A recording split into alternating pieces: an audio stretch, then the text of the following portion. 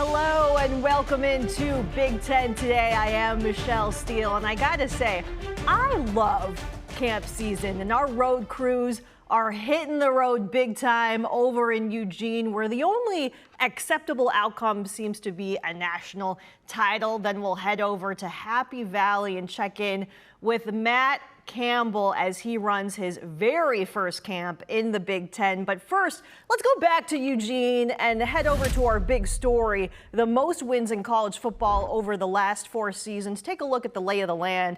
After Georgia, we got a little bit of a Big Ten pileup. Oregon and Ohio State tied at 48 apiece. Michigan right there at 45. 3 of those 4s have a national title. The one that doesn't, Oregon, which tells you exactly why the Ducks are in natty or bust mode. For more, let's send it over to Eugene with Cameron Irwin and Kenyon Barner. Checking in from the Emerald Valley and the University of Oregon, where the green and yellow reigns true. It's all about the Oregon Ducks training camp as we get you ready to rock and roll. I'm Cameron Irwin alongside the 3-time Super Bowl champ and Oregon Duck Hall of Famer Kenyon Barner. Kenyon, as we look to this Oregon Ducks roster and what Dan Lanning is about to do now into year 5, it's impressive year in and year out. The expectations, the performances, they continue to rise. Why is that so? Well, that's what happens when you're at a championship caliber program. And when you have a championship caliber coach like Coach Lanning, that's what happens. The expectations come. Once you begin to consistently win at a high clip, that's what the fan base expects. That's what the country expects. They expect that. And this is something that coach has done. These players have done, the commitment level, the sacrifices that they've made for one another. That all comes and it all equates to winning. What about Dan Lanning himself? You know, we've had a chance to sit down with him. What did you take away from the conversation and just the intensity that he brings in 2026? A couple things. The first thing being is his statement in regards to the hype around this team. He said, we haven't done nothing yet. And so when you have a coach who's consistently keeping you grounded, not allowing you to get too high, not allowing you to get too low, not allowing you to read your own press clippings, and that's one thing he tells those kids. That's the second thing. Don't read the press clippings. The same people that build you up will be the same people that break you down the next week when you drop a pass or you fumble a football.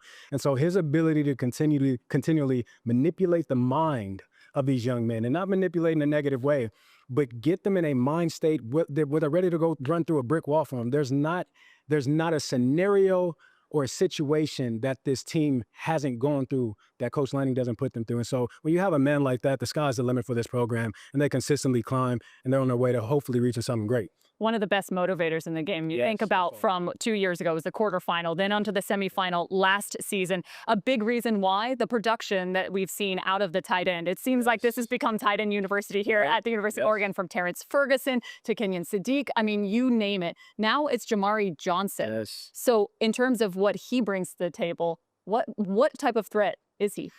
Well, I want to talk about the narrative around Jamari before we get to what he brings to the table. When you hear coaches and you hear players talk out of his locker room, some say that he has the potential to be better than Kenyon Sadiq. Well, how can he do that? Kenyon Sadiq was a first-round draft pick.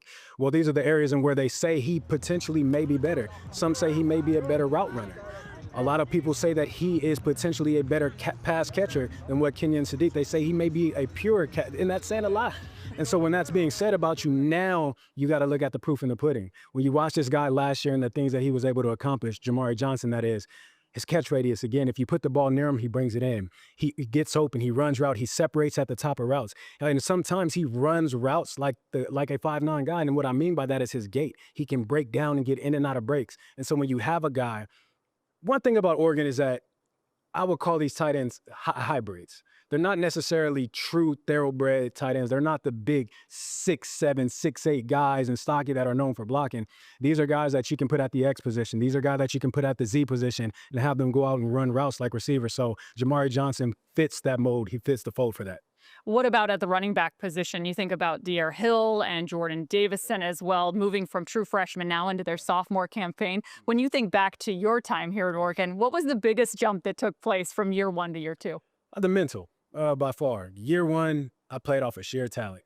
I had some understanding of the game of football. Plenty of it.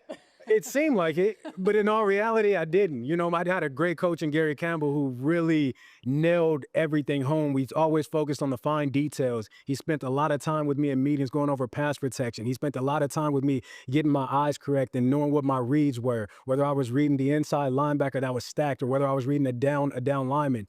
And so there's a lot of education that comes into that growth. That's where it's made, because these guys are talented as ever. And they have the talent, they have the speed, they have the power, and they had it as true freshmen. So the jump becomes now in the weight room. These guys get bigger, they get stronger. Here goes from 4'4" to maybe 4'3". Jordan Davison goes from running like a Mack truck to running like a train. And so that's where it begins there. But again, it's the mental aspect of the game. Can I get you to advance? Can I get you to now be able to recognize defensive fronts?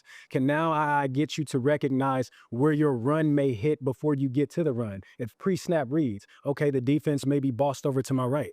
So I may have a cutback here depending on how the backer flows, depending on how this, there's a lot that goes into it. So for those two, Jordan Davis and De'Aaron Hill, it's about making the jump mentally. If you can make the jump mentally, physically, we're not worried about anything. Dante Moore also begins his second campaign under center, and you think about what he was able to do in terms of his completion percentage, top 4 in the country. What's the next step for him, and what did you see? The next step for him is ROC, recognition, ownership, and creativity. And so when we talk recognition, Dante went on record saying last year that he's seen ghosts pre-snap. And so what does that mean? That means I have to get in the film room.